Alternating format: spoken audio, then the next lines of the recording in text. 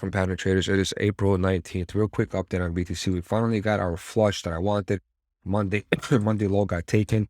I'm in a few longs. Actually, I'm in a pretty significant amount of longs. I closed a lot of my leverage longs once BTC got to this zone over here. And it wasn't because I didn't want to risk anymore. It's just that the leverage was a little higher than what I play. I don't usually do 20x. I'm usually between 5 and 10x for leverage longs, unless I have a dummy account and I'm just like playing with like 2Gs and I do like a 50x or something like that, or $500. But when I'm trading, I don't do more than roughly about 5 or 10x. So I closed a bunch of my leverage longs over here when BTC was roughly about 40.5. And now what am I anticipating? I am not anticipating a sweep of the current Monday low. If we do happen to do something like this, that's very bearish for me. The main low that we needed to look at was the low that was put in on April 11th, and we took it perfectly fine. I have no complaints going forward. Weekly open is still sitting at 42.1. I think we need to go there from here. I'll show you how the indicators look in a little bit. But let me just talk quickly about why I'm anticipating that any move to the downside is going to offer a cascade. I'll tell you, if I delete everything from here and I open only the monthly open, monthly open, monthly close. So I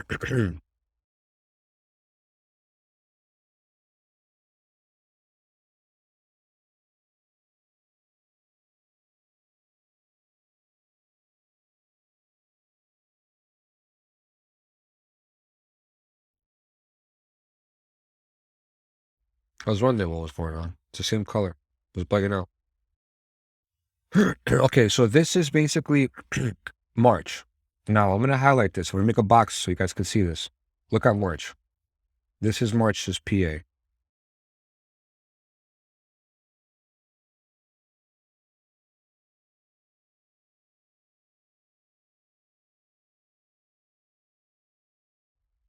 There's a reason why I'm doing this. March low.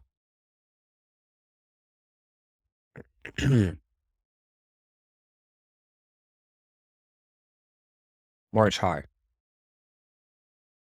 I'll make it all the way so you guys can see it better. Okay? Now let's zoom out. So the yellow box is March. In January 25th, we made a significant low. What I mean by low is liquidity was taken, the oscillators had reset on the lower time frame, like the dailies and stuff, that we had already reset the oscillators. We went up and made a second low on February 23rd. February 23rd, again, the oscillators reset, whatever the case is, and we made a significant low. Wick. March had no low. March had no reset. Nothing.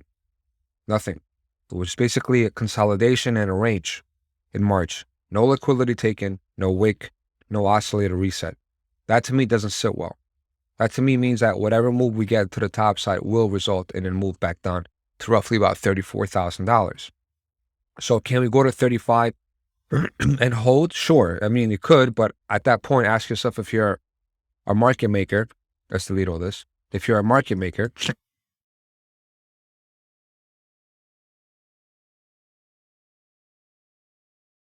make this a little lighter.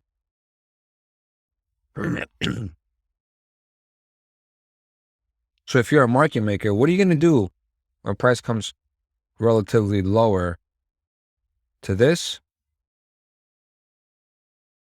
and to this? So look at the way this looks. Go to 12-hour. How does this look to you structurally when you have this and this looking the way it looks? So the main thing is the minute you go and you sweep the March low, the way I'm playing this, the minute you go to sweep the March low, two things are going to happen. We're going to sit and we're going to distribute, we're going to accumulate down here to reset the oscillators and create a deviation of the March low, the March range rather, or we're going to cascade down and take out this low, then take out this low, and go down to $31,000.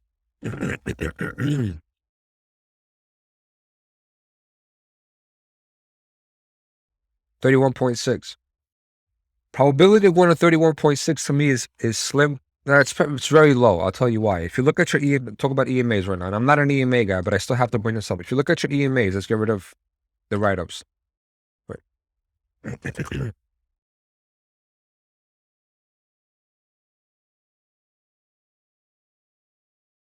If you look at your EMAs, first start with the 3-day.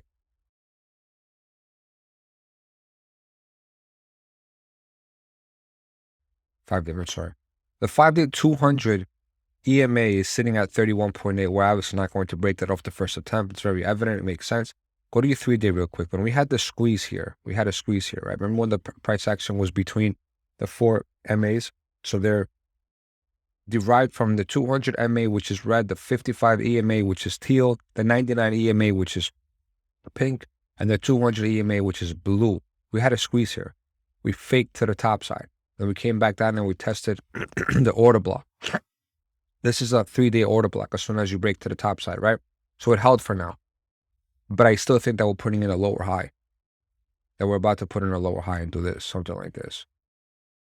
I don't think that this is going to be the low that's going to take us to the 50K range. It wouldn't make any sense. They would have done it already. It would have not needed to do this trap, because we consolidated enough, right? When you consolidate for so long, 60 days, you would have broken out already. If this was legit, 60-day consolidation would have led to a continuation to the top side and don't give people a second entry. For you to, like, for example, over here, right? Consolidate for 60 days, you break out, consolidate for roughly about 15 days, break out. You're not giving people a second entry by coming all the way back down here. People were still waiting on the sideline. A lot of people missed longs over here. Everybody was expecting lower. But what happened over here? We literally break out, come all the way back down and give people a second opportunity to get back into longs, and what, go back up now? I don't know. I would love for that to happen, guys, but it's unlikely. But anyway, go to your weekly. That's what I wanted to show you guys. The 200 EMA in the weekly is sitting at $27,000, right? More often than not, that is the magnet for a brand new trend. You know, so at the end of the day, wherever we go, 52, 55, 53, 57, or $49,000. In my eyes, the longer this takes to go to the 200 EMA, the worse it's going to be. Sorry, the better it's going to be. Because right now, if we do happen to collapse and go back down, it's going to be at 26.9. In about 4 or 5 months, pretty sure this is going to be all the way over here. And at that point, sometime between, like, I don't know, maybe June, July, our floor, our 200 EMA is probably going to be at $31,000, which means that if we do happen to go to the top side range and come back down, our new floor will be back basically where we consolidated previously last June. Versus, hey, let's die from here and then go up, right? So from a macro view, I don't think we break the 200 EMA on the weekly. I don't. If we do happen to break that, unfortunately, we're going to have to go down to the 200 MA, which is at $21,000, which is a little scary at the moment. But if you're talking about within the next maybe month or two, the way I'm playing this, let me get rid of the EMAs because they're not going to be useful for us. If we lose March low, which is $37,000, I'm sorry, unfortunately, we're going for these lows over here. And if you want to go a little bit lower in a lower time frame, and you go like maybe the 7-hour or whatnot, hold on, 7-hour, these lows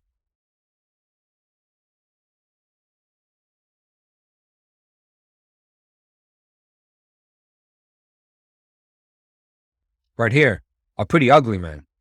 They're way too clean, right? 36.9, way too clean. And then if you throw on some of the FVGs, right? We're literally in that FVG. So a sweep of March low, say we do something like this, sorry, 42,000, because that's the breakdown, right? This is the breakdown, $42,000. Then we come all the way back down and do something like this, and we deviate. Sure, but unless we create a deviation and we reclaim March low, I think that we're going to go straight for this and then straight for this. So be very careful. When we do happen to break March low, start watching price action. And any daily close under roughly about, say, 36.4, 36.5 is probably going to cascade down to roughly about $34,000. These lows are way too clean. They're sitting down. We haven't had a March low at all. There's no low here. which is very evident, right? No wick, no low. And what's even worse, forget about the price action, right? Look at the oscillators. We didn't reset in March at all. Zero. There's nothing. No algo fires. No algo fire in March. No algo fire in March. So the way I use the indicators, it's not only by tops and bottoms. When you have a reset for that month, that's more than enough for you to basically consider that a potential pivot. And we don't have that in March. So that's a little worrisome. Overall, on the oscillators, the weekly, let's go to a new chart because I want to be able to see it. Get out of here. So we finally got a weekly squeeze, March 4th, right? The red here. See this? The middle of the PTT is red. So more often than not, this leads to a trend change. Let's just hope that the trend is not down. It's going to the top side. Otherwise, we're in trouble. We're retesting the mid, which is fine. Go to the 5-day. Let's see what the 5-day looks like. 5-day looks pretty disgusting. Crossing to the downside. We're doing a retest. It's not ideal. Let's go to the 3-day. 3-day looks pretty. I'll go fire to the top side. Triangle. Everything's crossing to the downside. Things are not 100% pretty right now for us. I'm not going to lie to you. They're not. They're not. At least the 2-day is ready to reset. 2-day is ready. Look at that. It's ready to reset. Let's go a little bit higher. Oh, look at that. The 2-day has a freaking hidden bull div. The 2-day has a hidden bull div. From here. A 2-day hidden bull div with an algo fire. It's pretty interesting. Right? Unconfirmed yet, of course, right? So, to answer your question, DL rather, to answer your question, for the histo, the reason why I said the histo, let's make this pink. The reason why no, I don't like pink. Let's make it orange. Blue's good. The reason why the 12-hour for me is going to create an opportunity to get another long, right? So if I delete everything.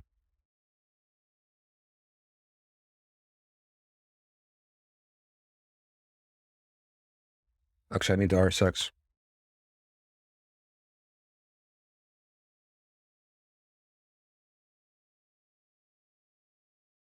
Okay. So the reason why DL, the histo, for me on the 12-hour is bearish versus bullish is because if you look at the behavior-wise, hold on, do this.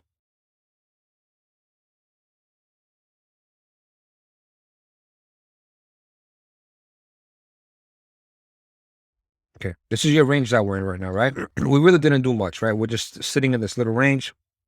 We deviated the downside, and now more likely than not, we're going to deviate the top side.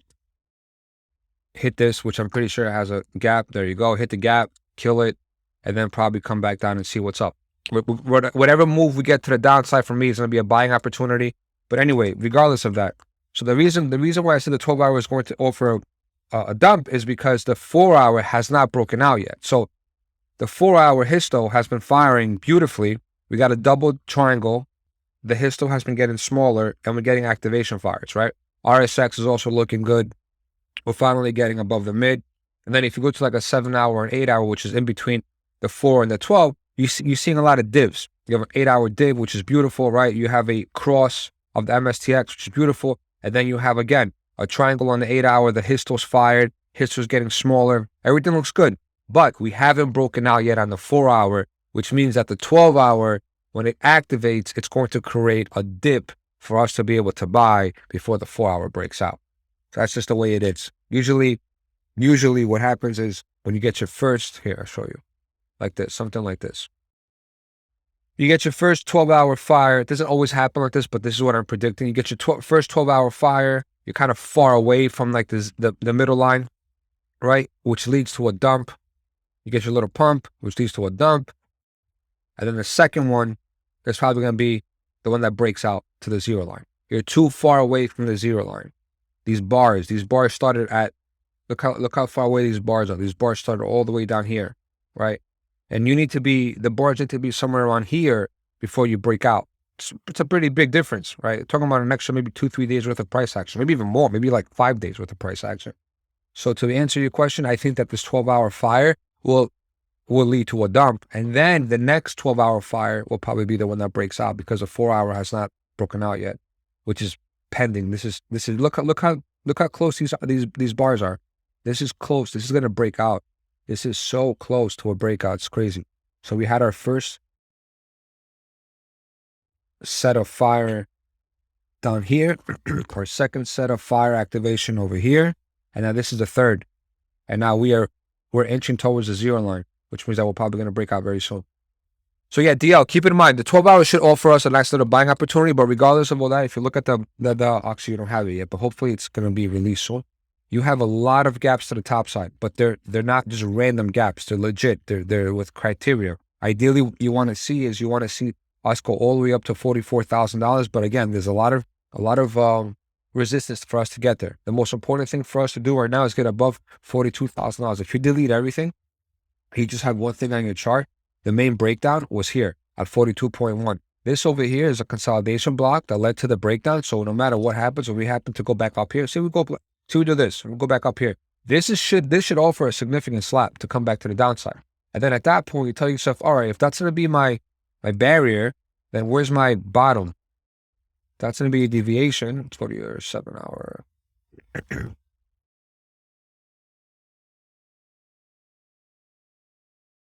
That's the over-under. Open up your FPGs. Open up your weekly open. I need weekly open. Weekly open. There you go. So as long as the weekly open holds for us, which is roughly about 39.68, we should be okay. So this is previous weekly open. Weekly open. Make this on.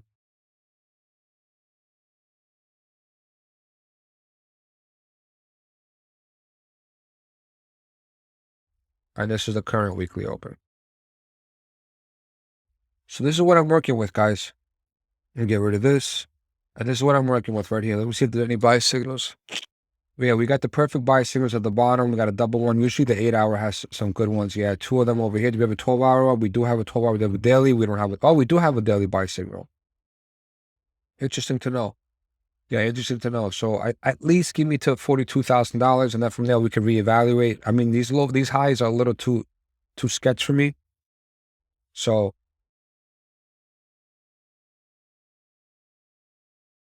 I would like to see that, even if it's something like this, and then come down, it'll be still fine. But I still want to see $42,000 get hit. The way I was confident we were going to get that 41K because of the oscillators, the closer we get to Thursday, the less confident I'm going to be about 42. But $42,000 seems likely. Unfortunately, time is not in our side of the court. Other than that, guys, trade safe. Cheers. Good stuff are coming. A lot of stuff are being worked on in the background. Be patient. Cheers, guys.